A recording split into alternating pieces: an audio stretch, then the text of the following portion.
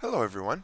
I wanted to share with you how we can copy existing working objects in Blender and paste them to rapidly scale our development. Now you've seen me do this where I highlight something and hit Control C, Control V, but I've gone a step further because I have a lot of data I want to plot and I want to be efficient about it and I don't want to make mistakes as I go and I want to just I want it to be fast and agile and I want to just get moving on plotting the data. So let me show you how this is done. I have one last piece of information to plot here, and that is the not the whole time. There's one more piece of information. This Vtp domain. Okay, and I want it here, and I'm sort of behind the NIC, behind the switch. Um, if you see here, I have the NIC and then the label of the NIC, and then if we swing in behind it on the other axis, I have details about that connection in the duplex native VLAN hold time. And now let's add the VTP domain. So what I'm going to do is take this hold label here, the parent object, so not in my animated nodes, but up in my collection, and I'm just going to copy it and paste it. So hold label, and I'm going to copy and paste.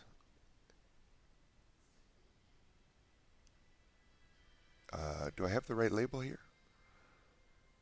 Yes, I do. Switch, hold label, and now I go to the copied version, and I'm going to change this to VTP label and get rid of the enumeration.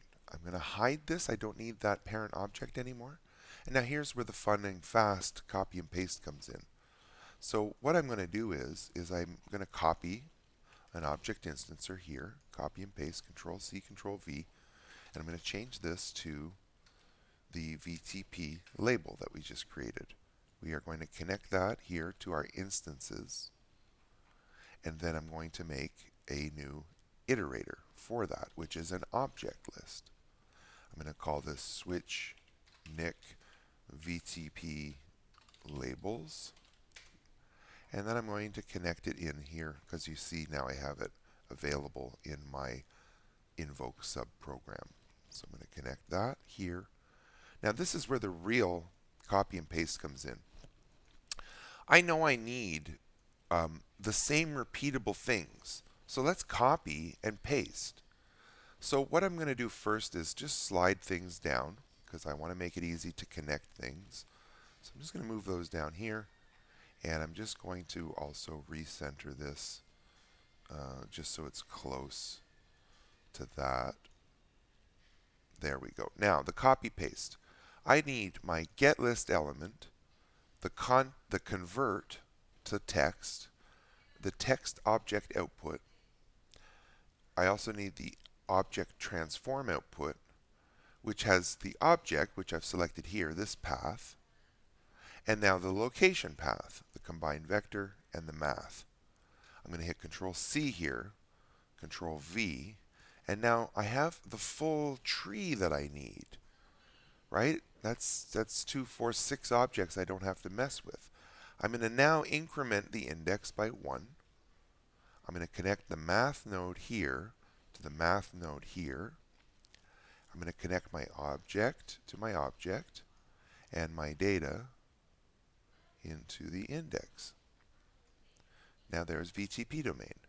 Now, because we've copied and pasted, we have to adjust things here. So let's adjust this by 0.5. And let's adjust this now by -4. There, we've done VTP domain in just a couple clicks. Now let's add the data. It's so fast that I don't mind, right? So Control C, Control V, rename this to values, or value, excuse me, hide it.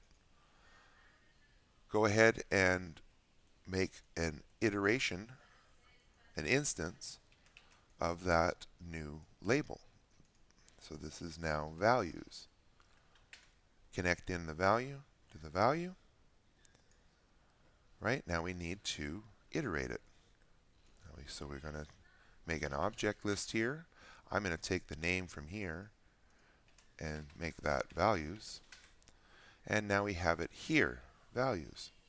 So we connect this into our uh, iterator, our object instancer. And now we do the same thing, right? So 1, 2, 3, 4, 5, 6. Control C, Control V, drag them down. Increment the index, connect the math to the math, connect the objects to the objects, the objects to the objects, and the data to the index. Now we adjust its positioning. So we have to add, let's try 4. Let's bring it right in line here, so let's do 5. Let's do 4.5. Now we've just added the Vtp domain by copy and pasting existing working code and objects.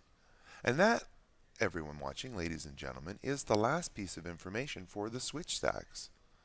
So now if I go into here and maybe make this as big as I can, and I change my view to be front, here is the topology view, and let me turn off the grid, where we have our parent switch that has 2 wires that go north to routers that connect, right, these interfaces, and then they also go east and west over to switches. Now they sort of stack up on each other, but we can do this and look at the individual switches. What I think I'm going to do, well, let's leave it like this for now. But what the problem is from the front view, this first one's a little hard to read because of the overlapping. Now I could adjust aesthetically. I'm not too worried about all these things. What I could do is turn them to face in, and then there would be nothing behind each switch, and we would look at them this way, right? That might be a possibility. But we have all these connections, 2 switches, 2 routers, all of the CDP information about the switch and per interface. And, the gray gloomy background will be dealt with. The lighting will be dealt with. So now, what we're going to do is add southbound devices, wireless access points, and phones to the wires that go down. And then what we would have is sort of like a real logical view of the network with northbound routing to get out to the internet, east-west switching for expansion of the layer 2 capability, and southbound device connectivity to phones and access points. So I just wanted to show you quickly how copy and pasting existing working objects, we can rapidly build our 3D world. Now it's time to move on to the southbound devices, and I'll check in soon once I've plotted some of that information. Thanks again.